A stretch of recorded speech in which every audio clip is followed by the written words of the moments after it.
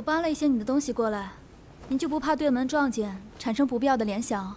他今天应该是不想见到我了，所以没那么快回来。看来老板对不染已经是很了解了。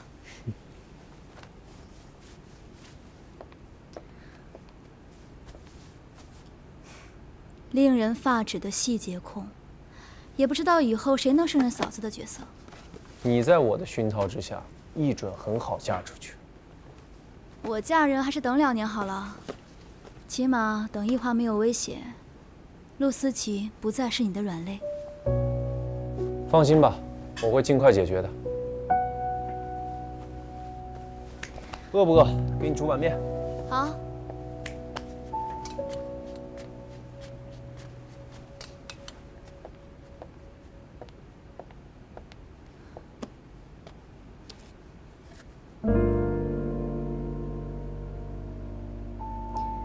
合照我给你放衣帽间吧，够隐蔽，你又随时能看见。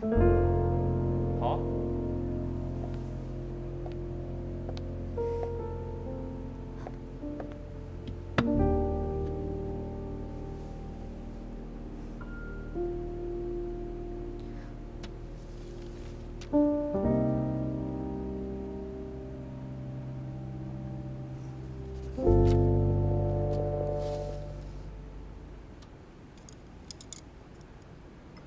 面好了，来吧。好。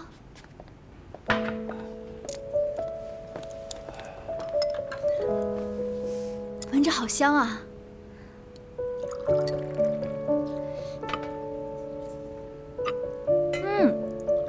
老板煮的面味道永远那么的棒。捧场王，以前你不好好吃饭的时候，我给你煮面，你就会说这么好吃的面只能煮给妹妹和爸爸吃。有这么小气的妹妹？爸爸在的时候，我们2个男人简单做点吃的，看着你吃得津津有味，还夸我们厨艺超群。知道你是捧场，但别提那个时候我们2个有多满足了。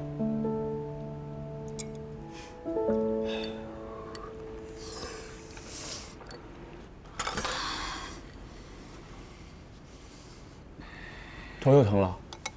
没事儿，一会儿就好了。你慢点吃，有那么好吃吗？我吃别的。这天里告诉到客户面前的，那我要丢摆臭脸吗？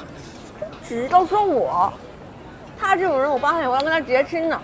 去给我退，不然不如把我虎头给退。我问你啊，当你听你爸说你有可能会跟陆层阳结亲的时候，你内心有没有一点点的波动？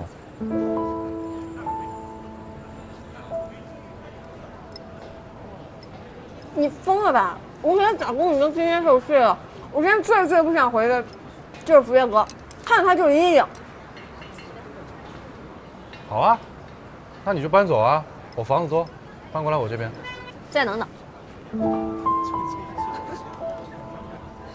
你要的花可来了，哎，等等，对不起，不然，哎，走。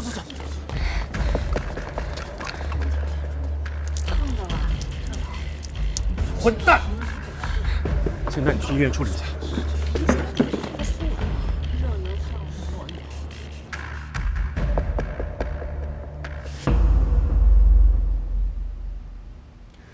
醒了。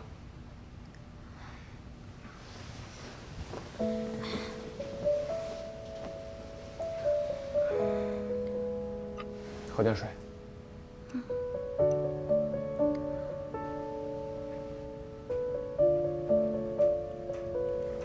怎么样了？没事。别担心，马医生说了，头疼不是坏事，是治疗见效的一种反应。刚吃饭的时候，我是感觉想起点什么，但眯了一会儿，又没了。别勉强自己，该回来的记忆迟早会回来的。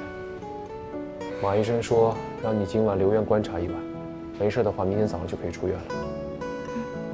你先回去吧，天亮人多眼杂，我自己会把你出院的。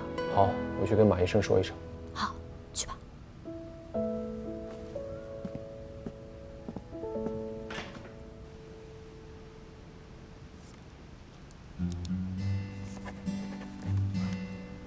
别乱动啊。谢谢啊。不客气。对不起啊，我不知道那帮人是冲我来的，害你这个手刮彩了。我看到你有危险就有条件反射，再来一次也是一样，不足挂齿。都到这个时候了，你还说笑，我真是对你心服口服。我没跟你开玩笑。想想我们在外国第一次偶遇，再到后来慢慢变成最好的朋友，我们到底认识了多少年啊？是。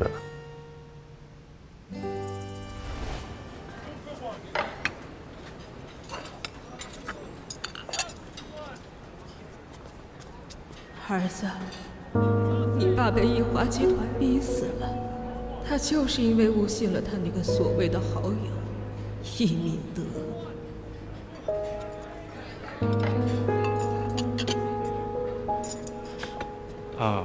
嘿，你会说中文吗？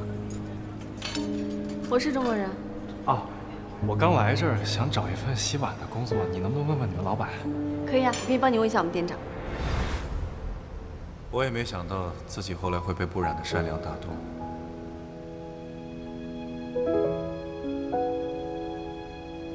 喂，你想什么呢？啊，我在想我们第一次见面的时候，你也是这样出手帮我。好汉不提当年勇。手放下来，受伤了都。说说刚才，我看隔壁那桌不像是不小心，你得罪什么人了？刚才那桌，应该是易子鹤的手下。易子鹤暗算你，是因为我吗？不是，是因为陆岑阳。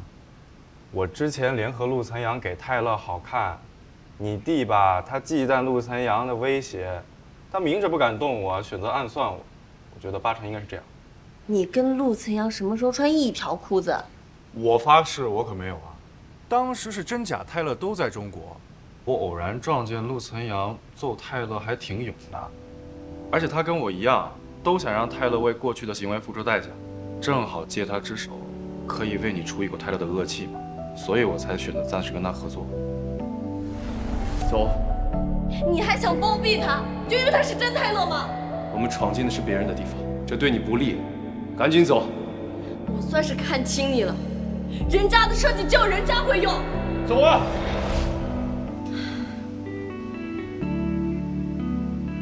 我当时以为他赶我走是为了包庇泰勒，原来他是为了保护我。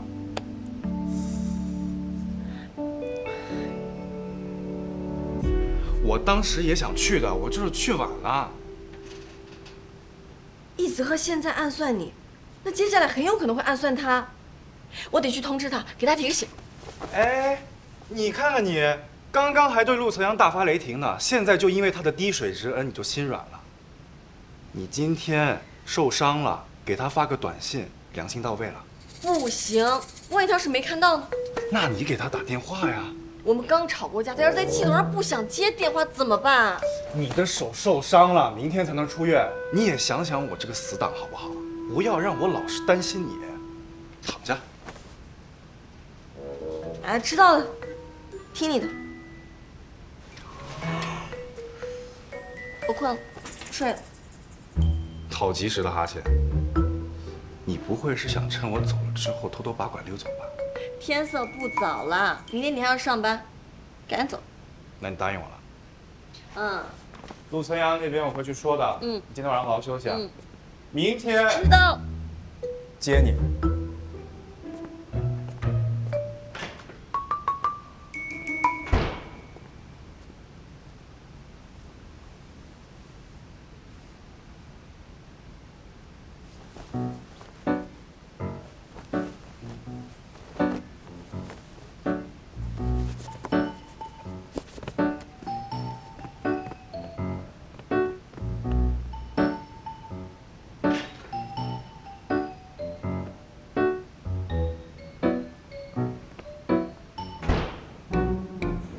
那就拜托给你了。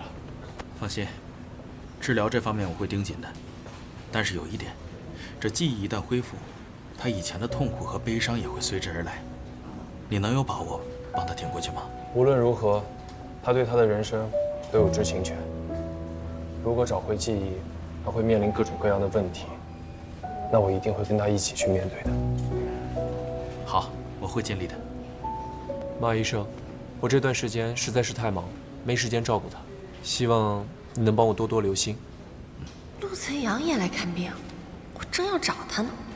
马医生，这么多年，多谢有你的帮助。虽然过去好长时间了，我觉得也算是慢慢能看到。果然，易子鹤也在暗算陆晨阳。难道他是想曝光陆晨阳的什么隐疾？我得帮他遮掩一下。你放心回去吧。3点钟方向有人偷拍，我帮你迷惑他们，配合我。亲爱的，你看看，人家这可是画设计图的手手。哎呀，所以才带你来医院看的嘛，看完我才放心嘛。痛不痛啊？痛，你心不心疼嘛？我可心疼坏了。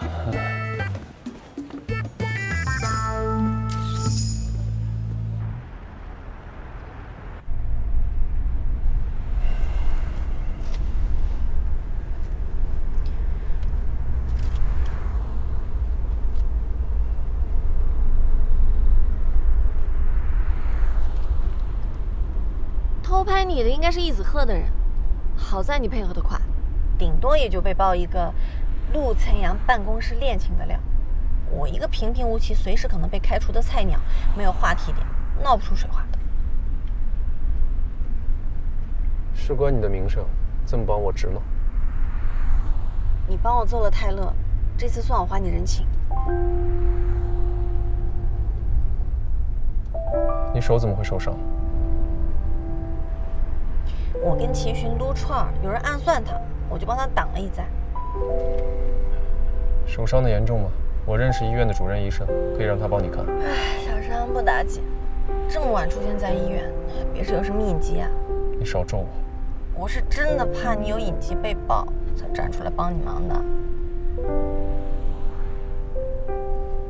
你是什么时候见到我的？我一进大厅就看见了。然后呢？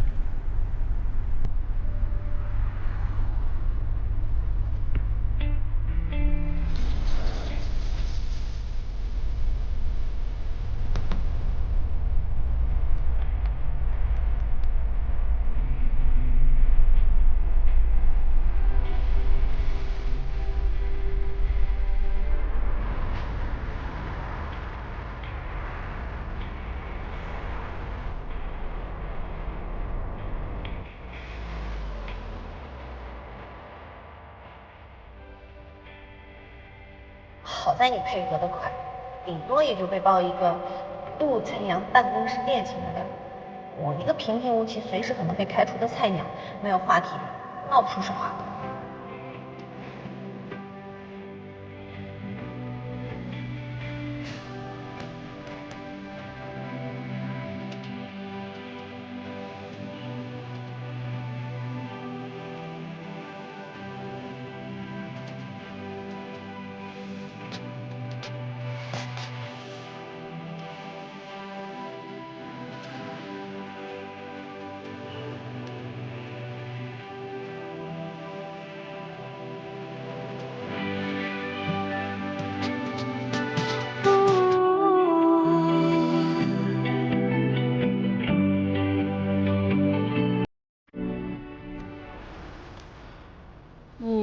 到家了。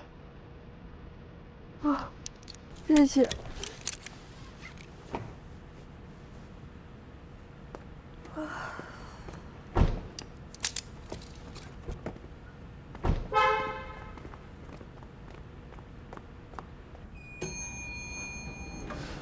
不然，福利院改建的项目，公司选定了你。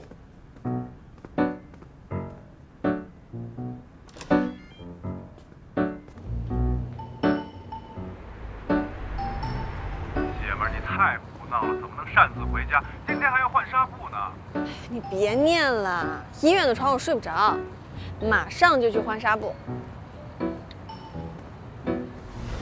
不然，福利院改建的项目，公司选定了你的。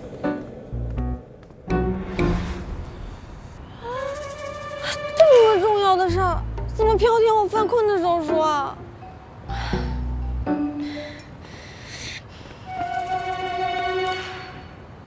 陆总，我昨天输了一大袋消炎药，人有点懵。您是不是有什么重要的事没吩咐完？您还是茶道发烧友啊？您收的这个茶是今年得奖的茶吧？你还懂茶叶？瞎学过一点。你挺适合喝点茶的，养养性子，别总把别人的话听一半。我回头就喝起来，让自己的性子慢下来。陆总，您要是有什么重要的吩咐，您就说，我保证耐心听完。昨天他睡着了，没问清楚。我问你，昨天你什么时候见的我第一面？在医院大厅有听到我说什么吗？你说的这个，和重要的事情有关系吗？这取决于你怎么回答。我昨天在医院叫你的时候，是我们见的第一面。你好像和一个医生在告别，说了再会什么的。没有别的了。没有。陆进来。陆总，工程部、设计部已经就位了，等你开会讨论开工事宜。好。你再想想有什么要补充的，我开完会跟你说。我没有什么补充的。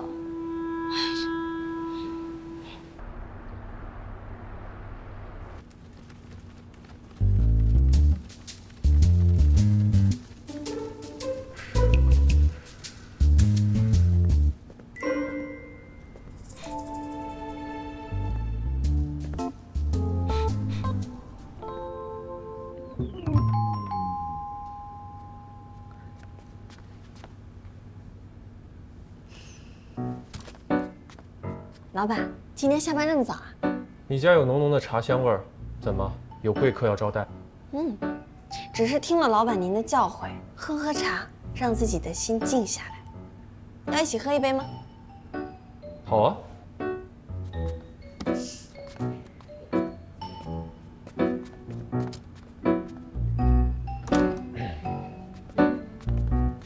随便坐。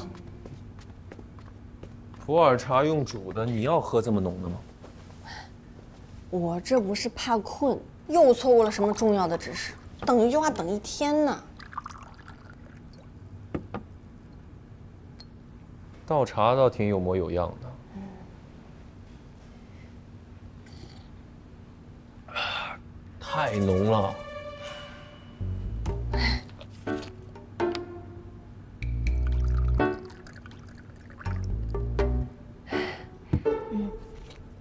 看这毛躁样子，说想把自己性子慢下来，谁信？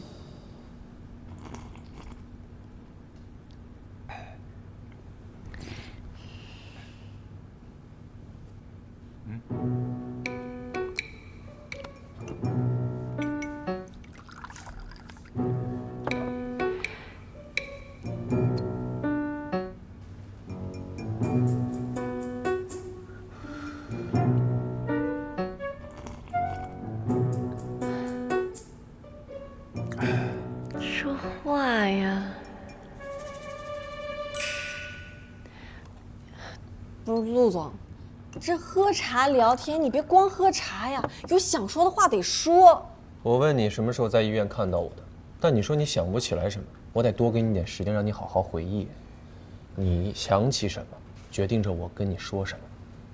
我都已经如实跟你说了，你要是不相信，这是你的事儿，我对你的隐疾一点兴趣都没有。这男人大半夜的去看医生，无非就是特别丢人的生理毛病，我怎么可能大嘴巴跟外人说3道4毁你形象呢？而且你为什么非得追根究底呢？我真的要是多知道点什么，丢的是你的人。跟你聊天真是话不投机半句多。喝饱了。陆总，你最起码把昨天没说完的话说一下。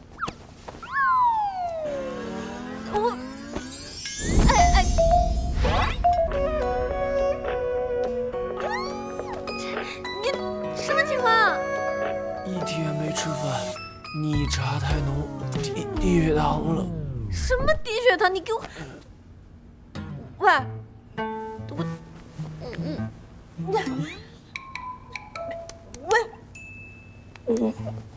你。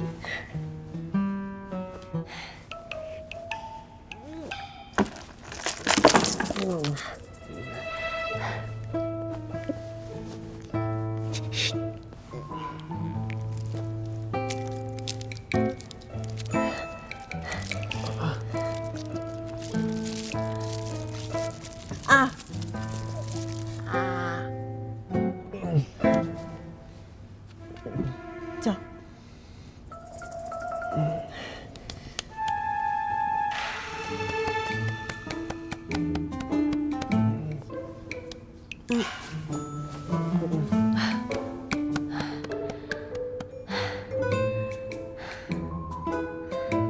我初吻。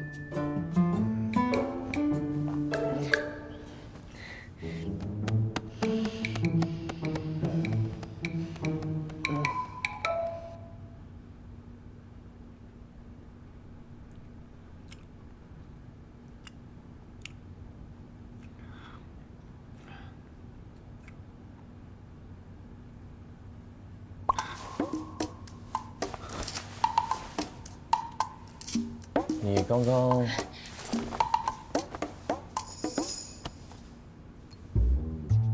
我终于知道你为什么一直追问我在医院听见什么了。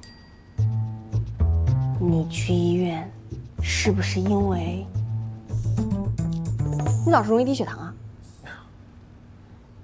没有多大的事儿，只是去医院的话，要让姚蜜陪你去。万一你要是在没人的地方晕倒了，多危险！或者找我陪你去也可以，绝对不能一个人去。这也太甜了吧！还我的口味。他能主动提让思琪陪我去医院，看来他真的没听到。对，我就是低血糖犯了，不希望别人知道。另外，我允许你用设计师的身份跟进福利院改建的项目，再让你提前转正，怎么样？好的，老板，您放心，你的影集一定守口如瓶。对了，刘总的事情你知不知道错在哪了？休息好了吗？休息好了的话就回去吧。我这里没有监控，万一你要是遇到了什么危险，晕倒了，我们这里变成凶宅很冤的。我就算死这儿，这也是我房子。莫名其妙。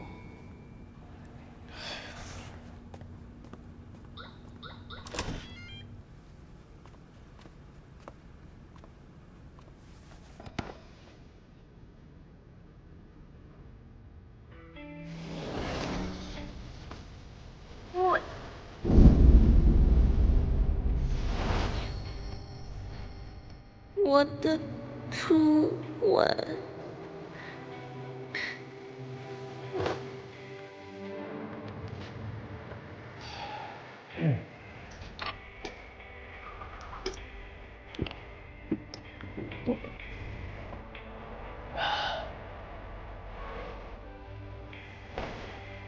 算不算？反正都是救人一命的好事，不用在意过程。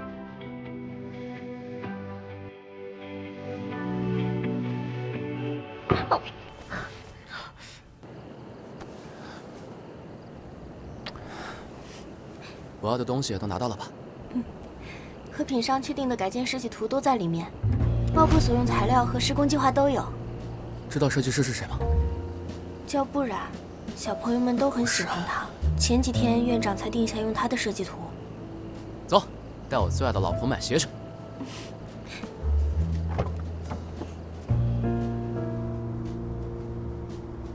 妈，我们现在已经拿到了福利院改建的图纸，不如趁这个机会好好教训下陆晨阳。楠楠，品商最得意的是设计，咱们制造舆情，干脆把设计师也拉下水好了，更能让品商自乱阵脚。设计图稿是你拿回来的，随你的便。可心，你找媒体向外吹个风，明天让慈善总会、整个行业乃至社会都知道品上管理不善，令设计图稿全部泄露。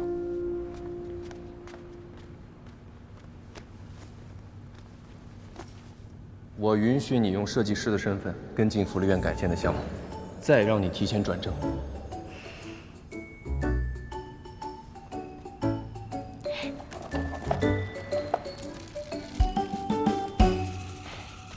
老板，出大事了！福利院改建的图纸已经外泄，有传言说是设计师本人传出去的。知道了。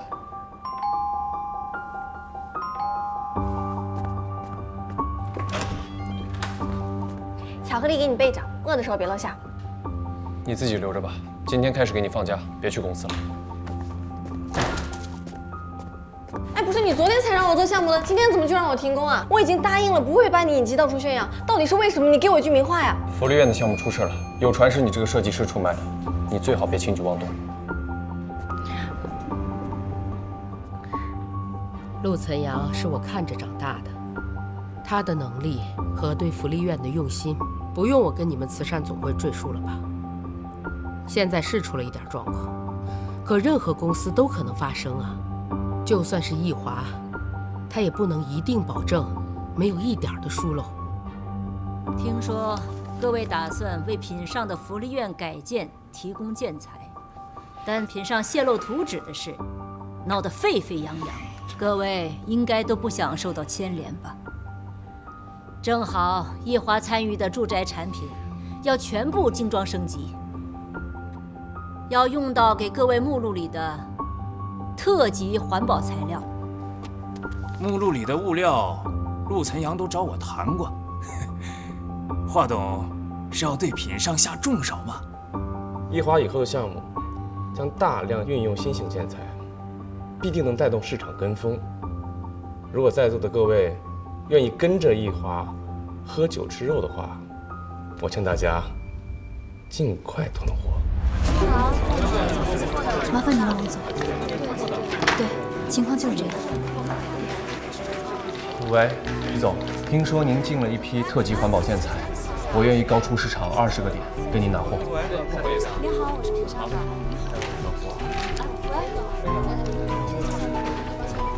这些都是暂时的。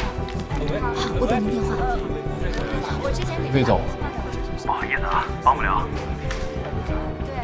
谢谢。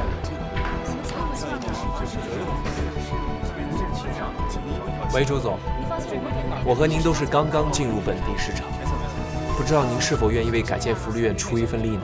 您放心，这里头找仔细了，这肯定有。你们干什么？有没有啊？赶快住手！公司出现了内鬼，他们只是奉命行事。事情我都听说了，传我出卖了自己画的设计图，这么荒诞的传言，你们会有人相信？我给福利院做设计不图回报，怎么会是我呢？你记恨公司招你进来，只是让你在市场部打杂。福利院的改建动工虽然选用了你的设计，但是并没有改善你在公司的处境，所以你就怀恨在心，故意泄露了全部的设计方案，为了让外界笑话品上管理不善。这些都是你的臆想。明明就是他，明明就是他说的，强词夺理。陆总会相信我的。盆景被不染斑过，土里都扒开检查一下，看有没有藏东西，找得仔细点。住手！这土里能藏什么？窃听器吗？杨幂，这会不会太荒诞了一点？从你搬家到陆总对面，事实出现在福利院，你就已经很值得被怀疑了。福利院改建用的是你的设计，全公司只有我和陆总看过全稿，连凯瑞等总监级别的都只看过部分图纸。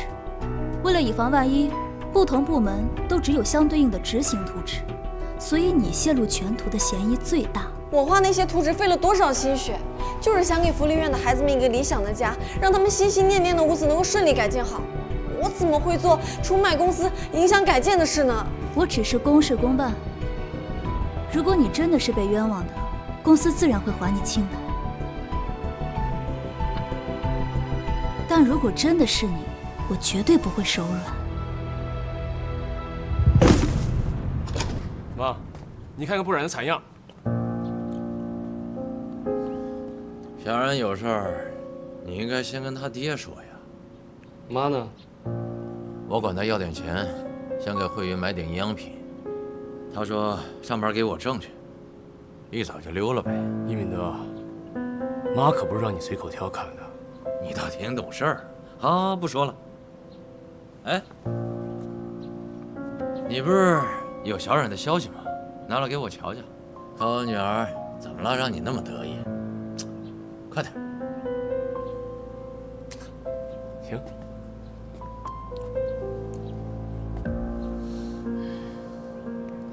看到没有？你们家不染泄露了福利院图纸，在公司备受排挤。帮我跟他说说，别跟我们作对啊！不然没咱好果子吃。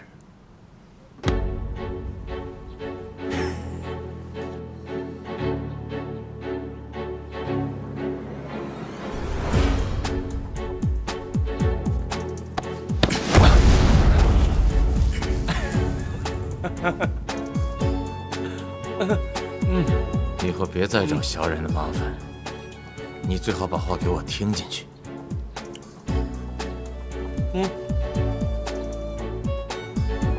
还挺好吃。知道不然翻不出我的五指山了，忍不了了。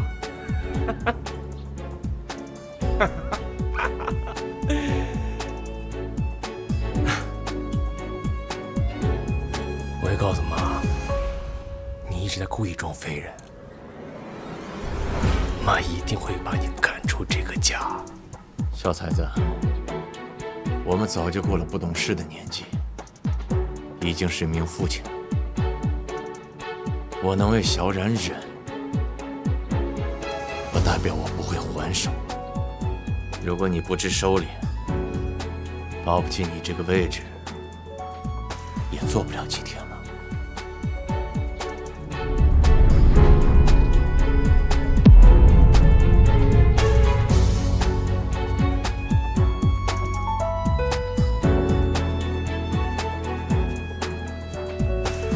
威胁我，等着，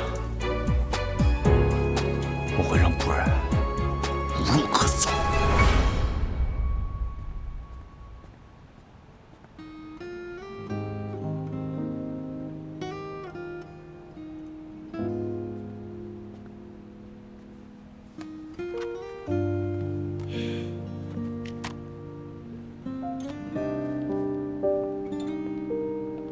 老板，院长那边没什么问题吧？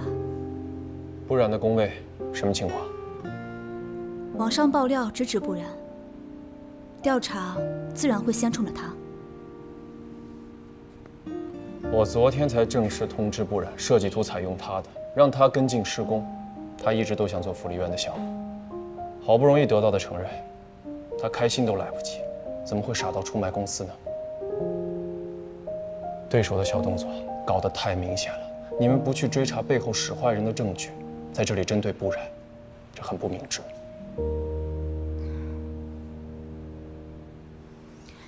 老板，现在在时间上对我们很不利，对手是谁？不就是易家吗？我们何不反利用不染？查不染，只是走个形式，等我们之后爆出他是易家人的身份，那么设计稿的泄露就是易华不正当的竞争行为，舆情很快就会倒戈。牺牲一名新进职员，让易华搬石头砸自己的脚，怎么看都不亏。我不同意，我不同意为了自己的私心，利用和陷害一个无辜的人。找人给不染换把椅子。老板，现在我们不光在建材上被人暗算，在舆情上也陷入被动。如果继续让易华操纵舆论的话，我们不光会失去福利院的改建资格，更会让您多年经营起来的品牌形象被踩在脚下。牺牲不染是最快的化解危机的办法。不染去哪了？老板，我们不能心软。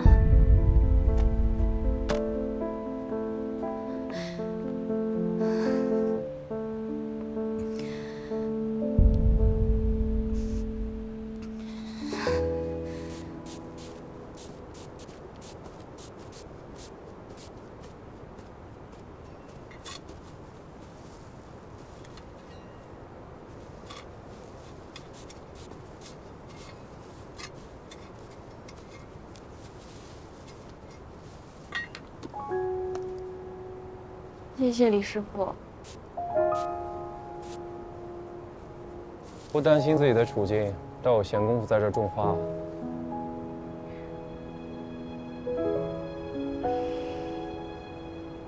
盆景无辜，我不忍心看他活了这么多年，因为一桩冤案赔了性命。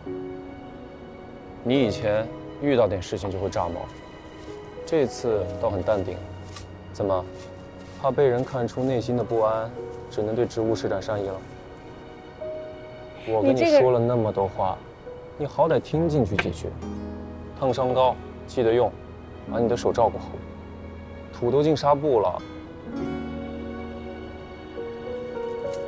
您品上的安保和行政是美剧看多了吗？怀疑我装窃听器，我装也要装在你家里，用你打呼噜的声音毁了你今日，这才更有成就感吧。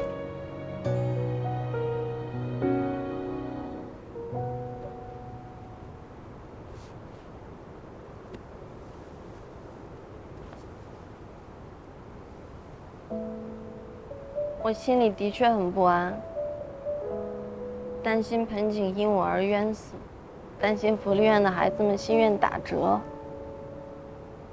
我最担心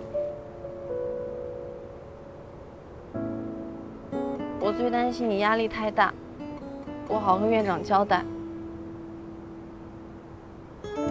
担心我，是真心的吗？我不应该是你心里咒骂的那个黑心老板吗？你也太有自知之明了吧？那你来关心我干什么？是想在公司开除我之前，让我放弃抵抗，配合公司吗？别冒充我肚子里的蛔虫。恶不恶心？不过你放心好了，如果你真的要开除我，我也不会拉横幅喊冤的。我只是需要一点时间，最起码是让我和你一起度过眼前的这个难关。因为我和福利院的孩子有过约定，不想什么都不做，不明不白的就离开品上。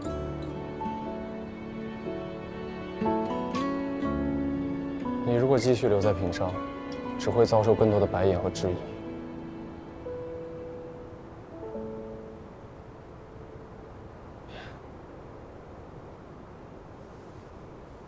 我问过设计部的前辈，他说只要帮公司解决福利院改建需要的物料，目前所有的难题都会迎刃而解。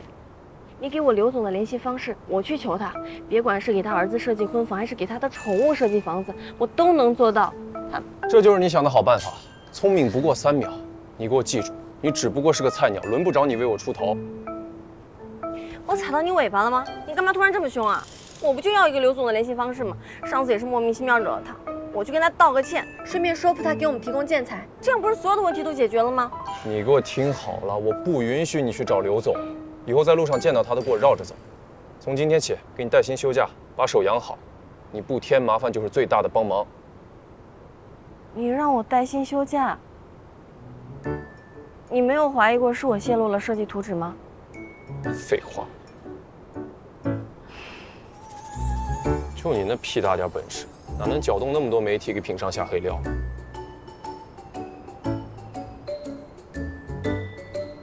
盆景种好了，你自己搬下去吧。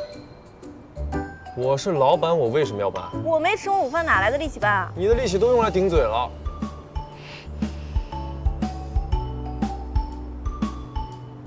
哪盆啊？这一盆。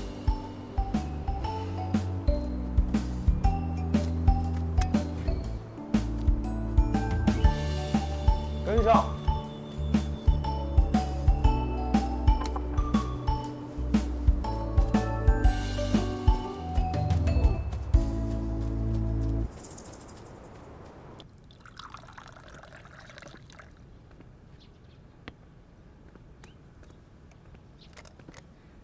大哥不染都不省心，你这心病好得了吗？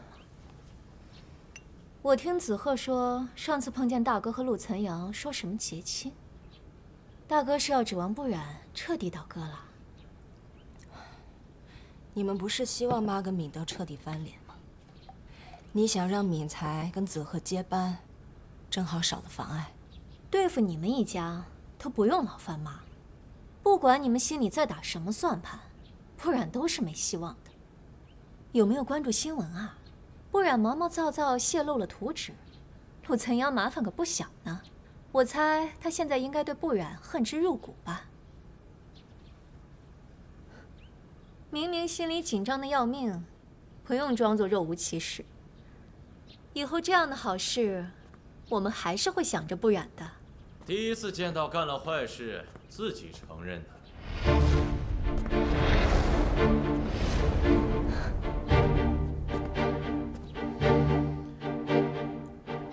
多亏你们两口子坦诚的明示，我才知道冲着小冉的案件是谁设计的。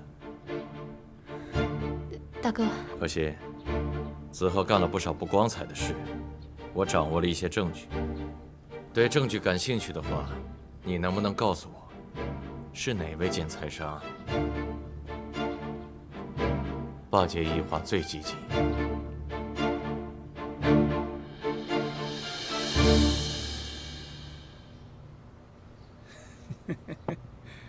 想当年和刘总一起跑工地，夏天吊汽水，冬天喝黄酒，意气风发。这7、8年不见了，兄弟状态不错呀。哎呦，明德兄说笑了，这2年钱不好挣，兄弟我整天盯着苦着，看着公司的那点利润，哎呦，人都老了。明德兄将来要是回归义华的话，多多照顾照顾兄弟啊。说句真心话，这些年呢，一直跟着义华干，没饿死，可是呢，也跟饿死差不多了。这不是前面有我那个弟弟和侄子挡着吗？他们为了对付品上，把建材商都整合起来，要在董事长面前立大功，但是他们几次在陆岑阳面前栽跟头，一点不记教训，还以为品上那边福利院改建图纸泄露，他们稳赢了。我准备黄雀在后，跟他们斗一斗。刘总，你会站在我这边吗？你消息倒是灵通，谁跟你说我休假了？还特意接我来捞伙计。到了你就知道了。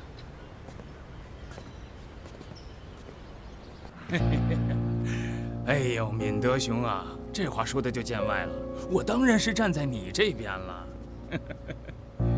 这敏才和可心买了那么多的通稿，非说人家设计师泄露了图纸，设计师马上就要因为福利院改建而扬名，干嘛非要搬起石头砸自己的脚？这么多年了，整人还是老一套。哎，你说我利用这个点去制止他们如何？敏德兄啊，别草率了。我去过品上，我看那个陆岑阳对那个女设计师挺限制的。硬要这么说的话，那就是女设计师不服公司的打压，出卖公司，玉石俱焚。这样就说得通了。何以见得？哎呦，我是看那个女设计师这小姑娘挺会来事儿的，就想给她个机会。就跟陆岑阳说了，让不染下班以后，我请她去吃个饭，喝点小酒。哎，那陆岑阳当时就拉下脸拒绝我，好像我抢他们家东西似的，真是。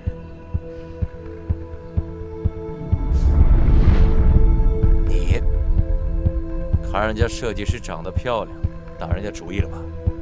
嗨，那只要姑娘愿意，咱又不会亏待人家。哼，那个陆岑阳真是不识抬举啊！你说这拿员工换合作机会啊，他都不答应，活该被人设计。原来陆岑阳在刘总面前凶我，是在保护我。陆岑阳心思缜密，公司管理有方，能泄露机密的，起码是他的左膀右臂。我不相信子赫有这个能耐，收买品上的主要管理层。易子赫的本事呢，只是泡妞。明德兄，我只能提醒你到这里了。多谢兄弟，我们以咖啡代酒，干一个，来，干！激动了，激动了，我也是吧，兄弟。你看，没事没事。那我就先走了，回去换个衣服。好，好，好。哎呀，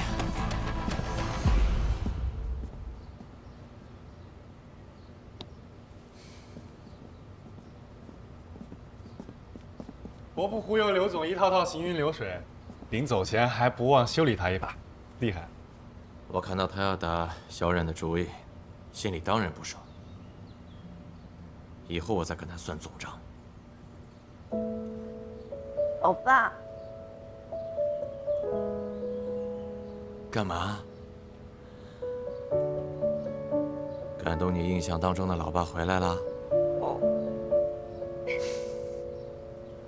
小傻瓜，你可是我的翻版，你这么不肯服输，我怎么能自暴自弃呢？我原本想着把这酒鬼的角色演到底，让奶奶对我们的不满都吸引到我身上来，但我现在要再不出手，怕你会被动。这手伤得重吗？小伤，都快好了。听你的意思，我的一举一动你都清楚。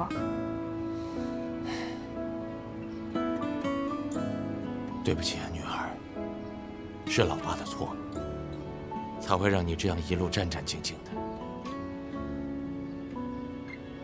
但看着我闺女越挫越勇，老爸心里很欣慰。等我成为更优秀的空间设计师，你会比现在更欣慰的。那是自然。哎，你们赶紧去查清楚，易子鹤是从谁手里拿到的图纸，找到人证，舆情一转，你和品上的麻烦会不攻自破。易子鹤是通过泡妞拿到的设计图，图纸是福利院院长前不久才定的，这人会不会出在福利院床？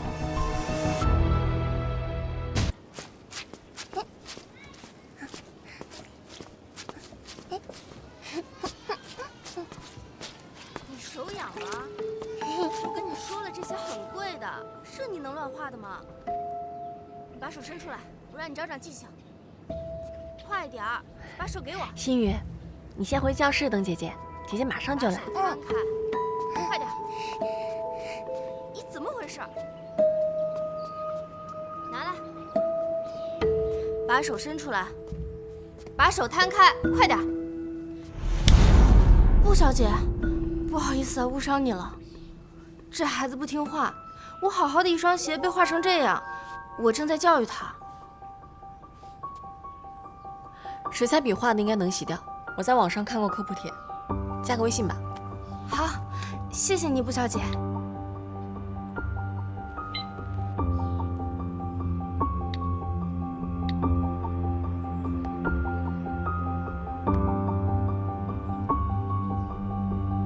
回头发你。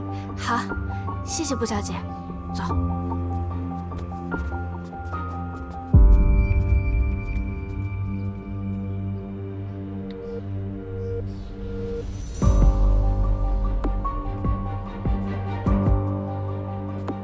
怎么了？有发现，福利院的助教工资不高，但是她却穿了一双上万元的球鞋。这个女助教我之前打过交道，平时很省，舍不得买贵的东西。助教单纯，最容易被易子鹤骗了。在我揭穿易子鹤花心之前，辛苦你帮我盯紧他。张总一直不肯见我们。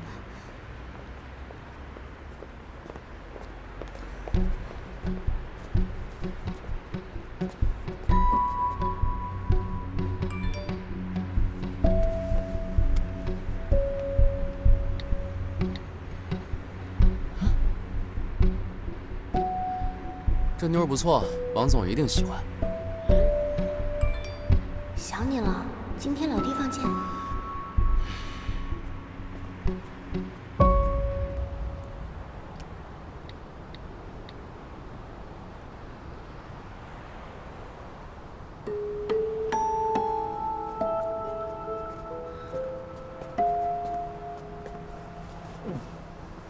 秦先生，我从刚刚就看到你一直跟着我。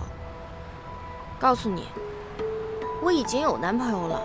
你男朋友是易子鹤吧？我看你刚才一直没联系上。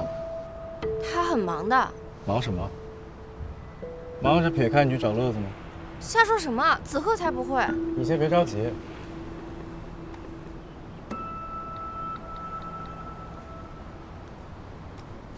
哎，都等你半天了，好久没来看我，我都想死你了。哎，我这不是来了吗？那个馋人精烦死我了，给他买双运动鞋，就以为我是全世界。你有空就给我发消息。我不回，就治我是不是太忙不注意身体，我用他管。这女的没见过什么世面。怎么样？现在相信我说的了吧？怎么会？走，王总都等半天了。走走。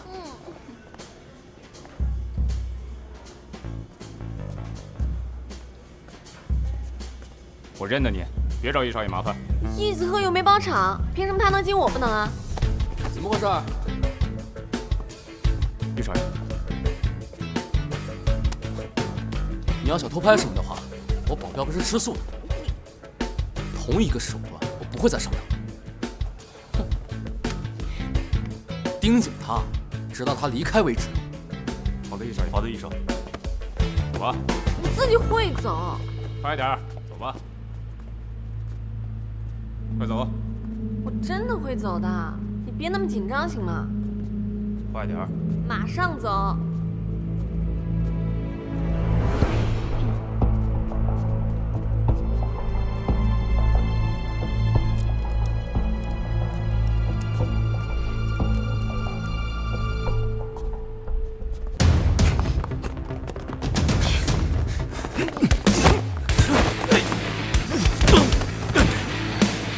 你怎么在这儿？我发现易子鹤和福利院的女主角有关系，跟踪的时候被发现了。易子鹤也在这儿，看来他冲我约的客户下手了。难怪你会这么巧出现。找准机会，赶紧溜！这么多人怎么溜啊？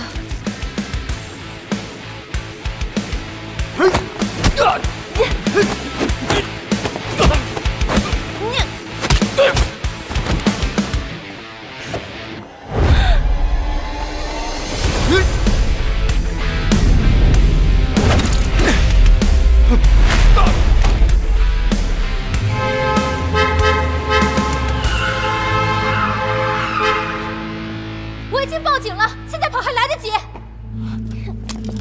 走。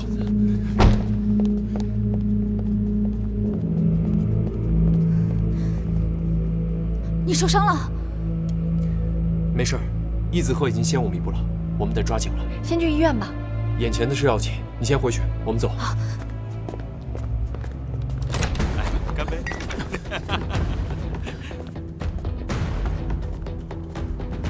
哎呦，陆总，杨幂，小易总来的比你们早，也很爽快，用更高的价格买走了我的货。王总，可您先答应跟我们谈的。货呢，卖给谁不是卖呢？小易总都交全款了，我看你们还是找别人吧。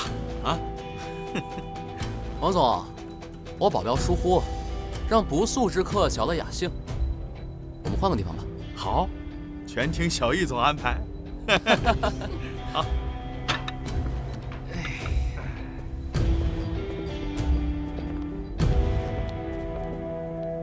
这次你输了。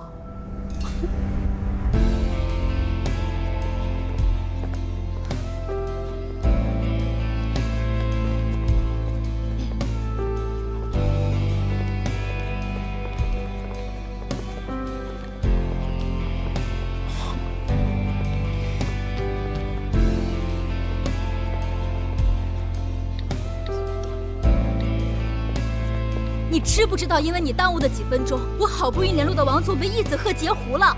你存心的吧？我已经查出来是谁出卖了图纸，我会想办法让他站出来。只要让大众知道是易华在使唤，我们就还有机会可以扳回来。易子鹤已经发现你了，你没机会了，早点回去休息吧。证人我已经让秦寻盯着了，我们还有机会的。用不着你再帮倒忙。我先送你上医院吧。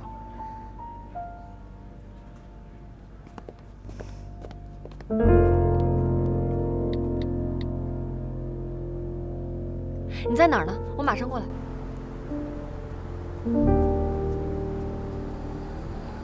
女助教人呢？你来之前，易子鹤给了他一笔很丰厚的分手费。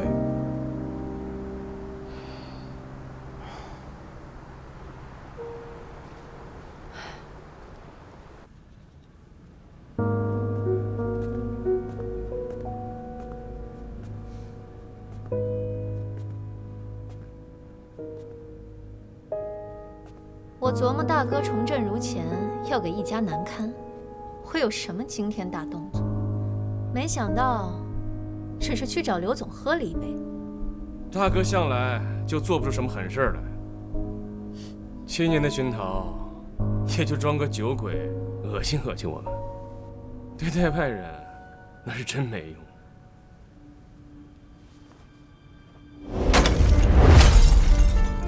你这个事事都忤逆我的逆子，当初非要娶这个对易家没有价值的女人，你竟然为了帮陆明宇，甚至放弃了易家。7年过去了，现在你又帮外人来挖易华的墙角，真是死性不改。现在，给我净身出户！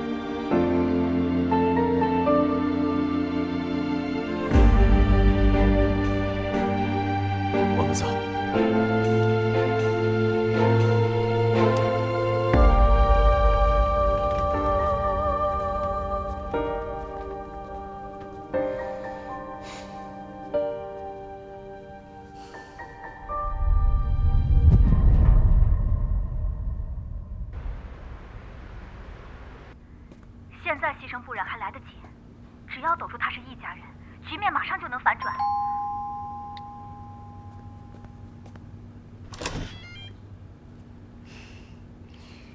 我想赶在你出门前来跟你说声谢谢，谢谢你保护我，还有之前刘总的事你对我凶，我现在都明白了，我以后不会再成为你的拖累，我保证。你最好说到做到，不然我一定把你从隔壁赶出去。我会做到的。你的手怎么样了？早日康复。彼此彼此。现在我们还没输吧？说什么梦话呢？没睡醒啊你！出门了。等一下，给你的。